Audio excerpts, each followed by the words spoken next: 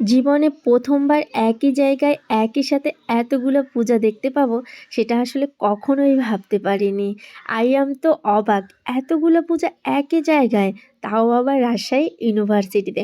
অনেক বছর ধরে রাজশাহীতে আছি, কিন্তু কখনো রাজশাহী ইউনিভার্সিটিতে পূজা দেখতে যাওয়া হয়নি। আসলে এটা আমাদের দুর্ভাগ্য।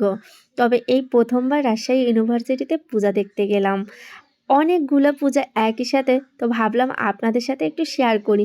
যদিও অনেক মানুষের ভিড়, ভিডিও করতে একটু কষ্ট হয়েছিল, তাও ভাবলাম যে আপনাদের সাথে শেয়ার না করে থাকাই যায় না।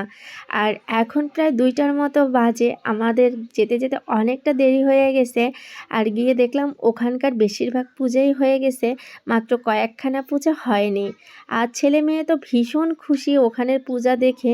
এখানে প্রায় ৩৫টার মতো পূজা আছে, বাকি অনেক প্রতিমা আরও অনেক জায়গাতে আছে, সেগুলো আপনাদের সাথে আস্তে আস্তে শেয়ার করব।